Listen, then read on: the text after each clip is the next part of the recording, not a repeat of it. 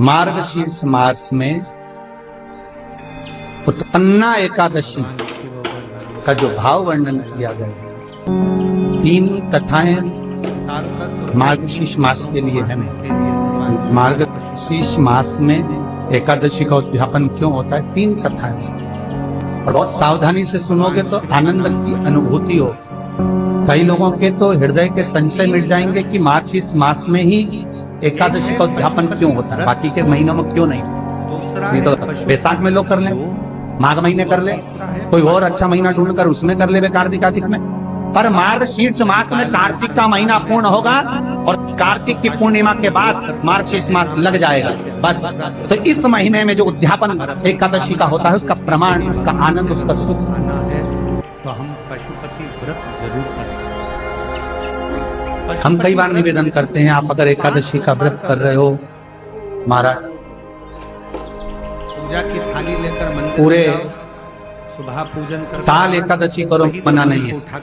पर मार्गशीर्ष मास में जो एकादशी है, स्कंद पुराण कहती है कि दोनों एकादशी का व्रत कर कर या पूजन कर कर हम सारे दुनिया में जितने संत महात्मा जोगी सन्यासी तपस्वी साधक उपासक हुए जिन्होंने एकादशी का व्रत करा, उनकी पुण्यता हम प्राप्त कर सकते हैं। ये केवल जो एकादशी प्रसाद के 3 केवल एक दिया मंदिर में नहीं जलाना। एकादशी का जो उद्यापन होता है प्रसाद का, ये कार्तिक का महीना पूर्ण होगा, मार्गशीर्ष लग जाएगा।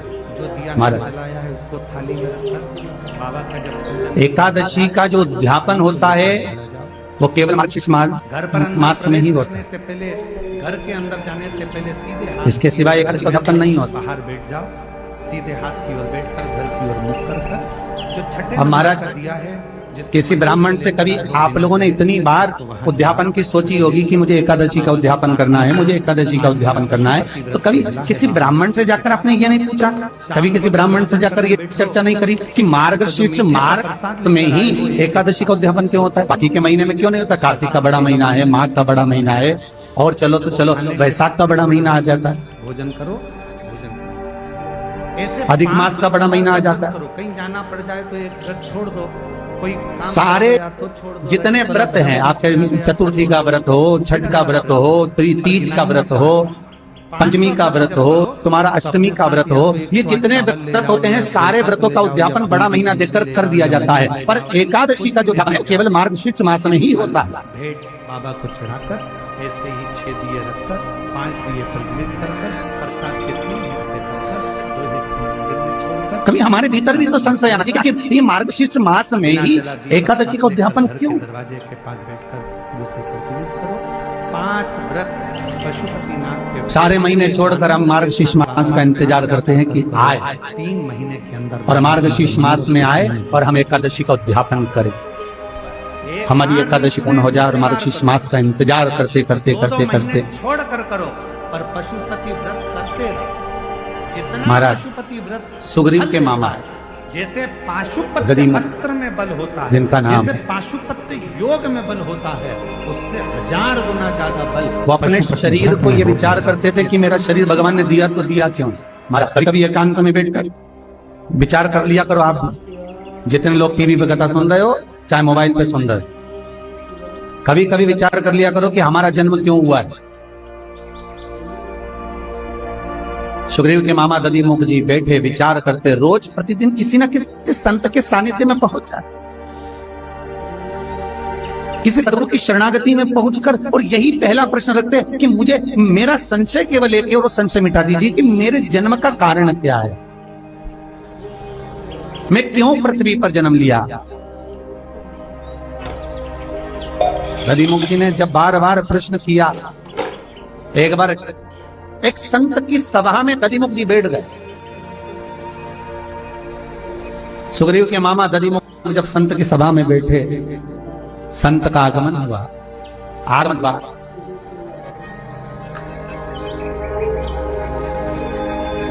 दधिमुख जी प्रश्न करते, उससे पहले संत ने प्रश्न कर दिया, कैसे आना हुआ। अब दधिमुख को तो यह प्रश्न था कि मेरा जन्म ही क्यों हुआ, किस लिए आए। आज संत ने प्रश्न कर लिया, कैसे आना हुआ। जैसे ही प्रश्न करा, संत ने कि कैसे आना हुआ? दधिमुख जी ने एक ही उत्तर दिया, बहुत नाम सुना था तो विचार किया कि एक बार जाऊं मैं आपकी शरण में और कुछ जीवन का, भगवत भजन का लाभ लेकर आऊं। दधिमुख जी ने उस दिन किसी संत से प्रश्न करना ही बंद कर दिया कि क्यों। प्रश्न का उत्तर मिल गया। बहुत नाम सुना था महाराज, जब कीट पतंगा, झिंगुर, इल्ली, कीड़ा, गोबर का कीड़ा, पशु पक्षी, ये सारी योनियां जब हम काटते हैं, इन योनियों में हमको लगता है कि मैं कब पृथ्वी पर अच्छे रूप में जन्म लूंगा, कब अच्छे। दधिमुख का वो प्रश्न खत्म हो गया। अब वो प्रश्न नहीं बचा कि मेरा आगमन क्यों हुआ, मैं क्यों जन्मा हूं, क्योंकि संत ने एक प्रश्न पूछा, कैसे आना हुआ। जब दधिमुख जी सुग्रीव के मामा, जो भगवान की भक्ति में निरंतर डूबे रहते थे, भगवत भजन कीर्तन में, मार्गशीर्ष मास था, एकादशी का दिन था। सुग्रीव के मामा दधिमुख जी ऐसी कोई एकादशी नहीं जिसको छोड़ देते हो। सारी एकादशी में पुण्य करना, दान करना, सत्कर्म करना, भजन करना, कीर्तन करना और नाम जाप में डूबे रहना। तो मार्गशीर्ष मास में एकादशी का उद्यापन क्यों? दधिमुख जी महाराज व्रत करते, दान करते, पुण्य करते, सत्कर्म करते। जैसे भीष्म पितामह जितनी एकादशी का व्रत करते, हर एकादशी में एक गौशाला में जाकर गाय को फरियाल कराना, गाय को व्रत कराना, गाय की सेवा करना। 26 गौशाला भीष्म पितामह की थी। जो एकादशी पढ़ती थी भीष्म पितामह गौशाला में जाते थे, उसकी सेवा करते थे और गौ माता के साथ फलाहार करते। दधिमुख जी का नियम था पुण्य अर्जन करना। एक दिन महाराज दधिमुख के सामने एक भिक्षुक आ गया और दधिमुख जी की आज एकादशी का सुंदर आनंद। महाराज भिक्षाम,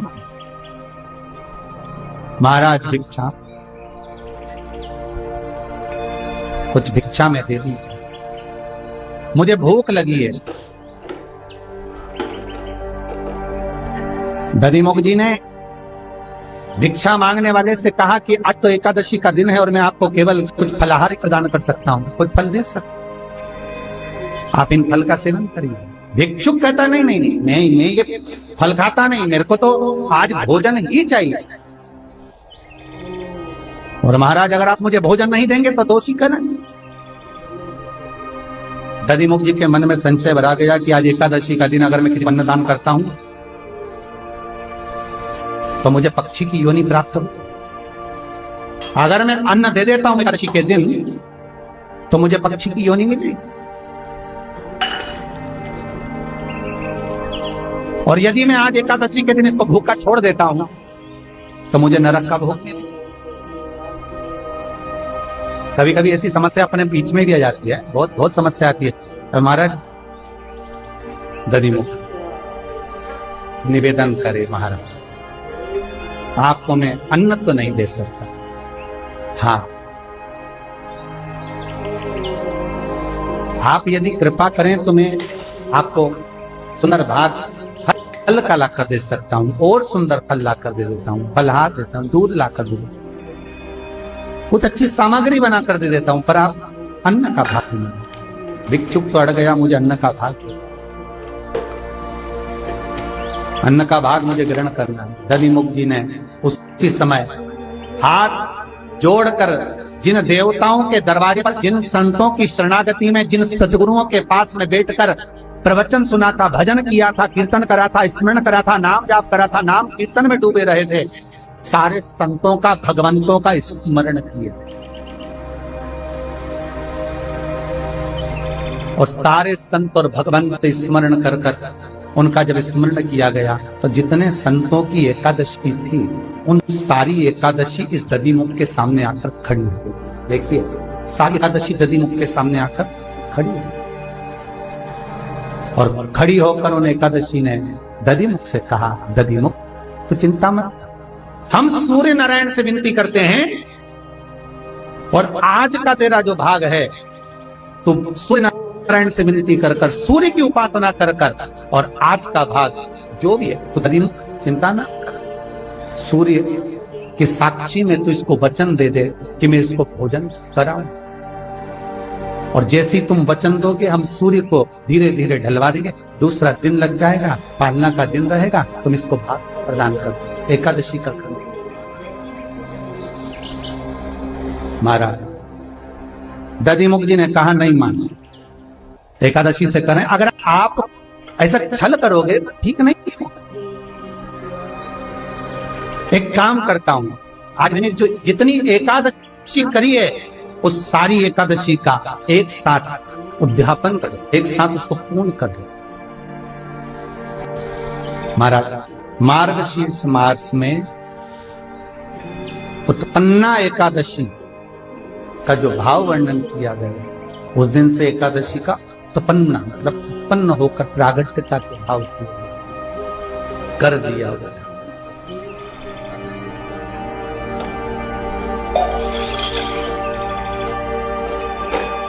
जो भिक्षुक सामने खड़ा था वो भिक्षुक नहीं था, स्वयं नारायण, स्वयं भगवान विष्णु सामने खड़े थे, और खड़े होकर एकादशी उनके नजदीक में खड़ी थी, और तुरंत नारायण ने कहा, सुन दधिमुख, इतनी एकादशियां हैं, 26 एकादशियों के लोग व्रत करेंगे, पर इस मार्गशीर्ष में तूने मेरा स्मरण कर कर सारे संत महात्मा जोगी सन्यासी तपस्वी साधक उपासक जितने भजनावली कीर्तनीय जितने भी हुए हैं सबका तूने स्मरण करा है, सबको तूने विराजमान करा है, सबको तू लेकर आया है। इसलिए बस यही महीना ऐसा होगा जिसमें एकादशी का उद्यापन होगा और एकादशी पूर्ण रूप से तुम्हें वर प्रदान।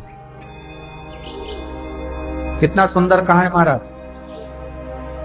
पूरे महीनों में केवल एक मार्गशीर्ष मास ऐसा होता है जिसमें उद्यापन करा जाता है। और क्यों करते हैं उद्यापन? तो दधिमुख जी की कथा कहती है, जिस दिन मार्गशीर्ष मास की एकादशी का हम उद्यापन जब करते हैं, 26 एकादशियों का उद्यापन जब हम मार्गशीर्ष मास में करते हैं, सारे संत महात्मा जोगी सन्यासी साधक उपासक स्वयं 33 कोटि देवता अर्थात जितनों भी एकादशी करी होती है, सारी एकादशियां का पुण्य उस दिन उद्यापन के समय हमारे खाते में लिख दिया जाता है। इसलिए मार्गशीर्ष की एकादशी के ही महीने में, मार्गशीर्ष में ही केवल एकादशी का उद्यापन, बाकी का कोई।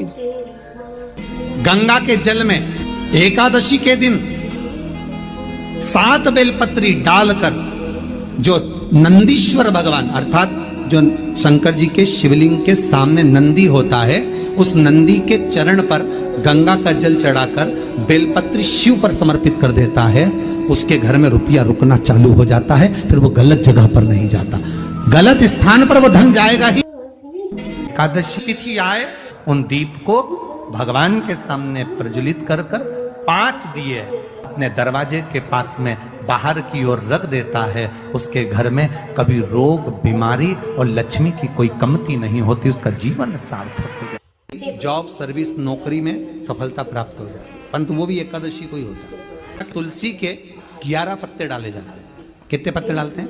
11 तुलसी के पत्ते डालते हैं, और उसको किसी भी नारायण के मंदिर में, राम कृष्ण भगवान विष्णु दत्त आदि जितने नारायण के मंदिर हैं, उस मंदिर में किसी भी पात्र में, एक छोटे से पात्र में उसको भरकर रखी आते हैं महाराज। कुछ देर तक पात्र को रखा जाता है, फिर वही पात्र का जल किसी भी वृक्ष के नीचे डाल दिया जाता है, उससे भी नौकरी के लिए फायदा मिलता है। में किया गया हमारा पाप कर्म है, हमने किसी जीव की हत्या करी है, हमने किसी को कष्ट प्रदान करा है, हमने किसी को अपशब्द कहा है, हमने किसी को ताने दिए, हमने किसी को आड़ा टेढ़ा कहा है, हमने किसी को गालियां दे दी है, मात्र एकादशी का व्रत ही कर लेने पर ये सारे जो दोष हैं वो समाप्त हो जाते हैं। एकादशी के दिन जब आप जल शंकर को चढ़ाने तो रोज ही जाते हैं, जब एकादशी का दिन रहे और शंकर जी के मंदिर में आप जल समर्पित करें तो 3 बार मुख से स्वधा स्वधा स्वधा या स्वधा स्त्रोत का पाठ जिसमें 12 श्लोक। जैसे पीपल के पत्ते में पराग होता है, हमारा हिंदू धर्म, हमारा शास्त्र कहता है, हमारे शास्त्र, हमारे वेद डॉक्टर वर्णन करते हैं कि पीपल के पत्ते को अगर एकादशी और द्वादशी के दिन एक तांबे के पात्र में गला कर रख दिया जाए और उस पानी का आचमन 3 बार करा जाए तो जिसकी नाड़ियां चोक भी हो जाती है, डॉक्टर बोले इसका बाईपास करना पड़ेगा, उसको केवल 3 आचमन पानी एकादशी और द्वादशी को पीपल के पत्ते का कराया जाए तो अंदर की नाड़ियां भी खुल जाती हैं। मरने के बाद नहीं, क्योंकि मरने के बाद तो वो 10वें के दिन गरुड़ पुराण में लिखा है 10 दिन तक जीवात्मा घर की अटारी पे रहती है। कितने दिन? 10 दिन। 10 दिन के बाद जीवात्मा चली जाती है। कहां जाती है? उसको जहां जाना है। 3 दिन में उसको भोग भोगना पड़ता है जीवात्मा को। 3 दिन नरक का भोग भोगती है, उसके बाद स्वर्ग का भोग भोगती है। 18 दिन में ये प्रोसेस पूरी हो जाती है। कितने दिन? 18 दिन। 18 दिन के बाद में उस जीवात्मा को धान के खेत में पटका जाता है। किसके खेत में? धान के, चावल के खेत में। इसलिए कहते हैं एकादशी के दिन चावल मत खाओ। कहते कि नहीं कहते? और क्या कहते हैं? द्वादशी के दिन चावल खाना जरूरी है। एकादशी का पालना करना है तो द्वादशी को चावल का 1 ग्रास खाओ, तब द्वादशी को चावल खाओगे तो एकादशी लगेगी। चावल नहीं खाओगे तो एकादशी नहीं लगेगी। द्वादशी को चावल खाना जरूरी है। क्यों कहते हैं? क्योंकि धान के खेत में जीव को छोड़ा जाता है, उस धान के खेत में, चावल के खेत में जीवात्मा रहती है। उसको चिड़िया खाती है तो चिड़िया के रूप में जन्म लेता है, मनुष्य खाता है तो मनुष्य के रूप में जन्म लेता है। इसलिए एकादशी के दिन चावल नहीं खाया जाता, क्योंकि एकादशी के दिन हम चावल खाएंगे तो जीव हत्या का दोष लग जाएगा। फिर कब खाना है? द्वादशी के दिन। द्वादशी के दिन क्यों खाया जाता है?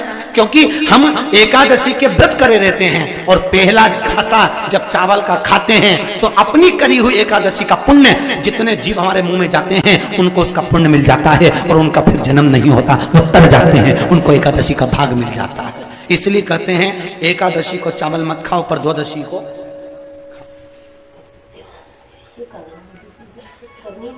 खाइए। 10 दिन तक जीवात्मा है और आपने एकादशी कब दान दी? बोलो जम के। 12वें के दिन, 13वें के दिन आपने एकादशी का दान दिया, वो मिली उनको? अरे बोलो अच्छे से। कई तो अभी तक कर रही होगी, हमारे दादाजी के निमित्त की कर रहा है, कर ले। फिर वही वाली बात आ गई, गुलाब के फूल में पानी जारी है बन के, फिर जन्मे फिर भोगो, फिर जन्मो फिर भोगो। तो इससे तो अच्छे से खूब तपने के बाद, कर्म भोग भोगने के बाद, क्योंकि मनुष्य का जो शरीर है केवल भोगने के। भजन करो, भोगो, भजन करो। क्यों? 84 लाख योनियों में आप कीट बनकर पैदा हुए, आपको उसमें मर भी जाओगे तो आपको ज्ञान नहीं होगा। पशु बनकर पैदा हुए आपको ज्ञान नहीं होगा, जंतु बनकर पैदा हुए आपको ज्ञान नहीं होगा। पर मनुष्य की योनि केवल एक ऐसी योनि है, इस योनि के अंतर तुमने पूर्व में 84 लाख योनि में जो कर्म करे होते हैं, उस कर्म का सारा भोग तुम्हें मनुष्य योनि में भोगने को मिलता है। और उस योनि में जब भोगोगे तो थोड़ा सा कष्ट तो होगा महाराज, होगा। कई लोग कहते हैं हमारी पड़ोसन तो अगरबत्ती नहीं लगाती गुरुजी तो वो भी खुश, कभी मंदिर नहीं जाती पड़ोसन, कभी शंकर जी को लोटा भर पानी नहीं चढ़ाती तो भी भगवान खूब दे दिया, और हम तो रोज मंदिर जाएं, व्रत करें, उपास करें तो भी दुखी है। उसका क्या कारण है? तो शिव महापुराण में लिखा, एक बार देवऋषि नारद भगवान विष्णु के पास में पहुंचे और भगवान विष्णु से कहा, नारायण, दुनिया के लोग अगरबत्ती नहीं लगाएं, भगवान का पूजन नहीं करें, पाठ नहीं करें तो सुखी रहते हैं, और दुनिया के लोग भगवान का भजन पूजन करते हैं तो दुखी रहते हैं, ऐसा क्यों? भगवान विष्णु ने कुछ बोले नहीं। भगवान विष्णु बोले, मुझे भूख लग रही है, मेरे साथ पृथ्वी पे घूमने चल। भगवान विष्णु नारद जी के साथ पृथ्वी पे घूमने निकले। अब जैसे ही नारद जी के साथ घूमने निकले तो भगवान विष्णु ने एक सेठ जी का घर देखा। नारद जी बोले, महाराज ये सेठ जी का घर है, खूब बड़ा धर्मात्मा दानी है, चलो इसके यहाँ कुछ खाने को मिल जाएगा। भगवान विष्णु ने मनुष्य का रूप रखा, नारद जी ने मनुष्य का रूप रखा, साधारण रूप बन रखकर दरवाजा बजाया। सेठ जी, ओ सेठ जी, सेठ जी, सेठ जी बाहर निकल कर आए, क्या है? हमें भूख लगी है, कुछ दान दे दो। इतने में सेठ जी बोले, तुम्हारा बाप रख के गया, दान दे दो, चल निकले यहां से, भाग, निकल जाओ यहां से। सेठ जी ने धक्के मार के देवऋषि नारद और भगवान विष्णु को भगा दिया। इतने में देवऋषि नारद को क्रोध आया। देवऋषि नारद ने कहा, महाराज इसने अपमान करा है, अपने को धक्के मारकर निकाला है, श्राप दे दो। बर्बाद हो जाए। भगवान विष्णु ने पीछे पलटकर सेठ जी को देखा। देखकर भगवान विष्णु ने दोनों हाथ उठाकर कहा, जा तेरे यहाँ खूब लक्ष्मी बढ़ जाए, खूब लक्ष्मी बढ़े और बढ़े और बढ़े। इतने में देवऋषि नारद ने कहा, प्रभु तुम लक्ष्मी बढ़ने का, तुम्हें श्राप देना था तो तुमने आशीर्वाद दे दिया। भगवान बोले मेरी मर्जी, चलो। भगवान विष्णु और आगे गए। भगवान ने कहा एक छोटा सा झोपड़ा है, छोटी सी कुटिया थी, छोटा सा घर था। भगवान ने कहा यहाँ देख कुछ मिल जाए। देवऋषि नारद ने आवाज लगाई, माता बाबा भूख लगी है। अंदर से एक बूढ़ी माँ निकल कर बाहर आई, आओ बाबा अंदर बैठो। 2 आसन लगाए, भगवान विष्णु और देवऋषि नारद को बिठाया। माता जी ने कहा, बाबा क्या चाहिए, हमें भूख लगी है। माँ बोली, बाबा मेरे यहाँ खाने का तो कुछ नहीं है, एक गाय है, गाय दूध देती है, हम उस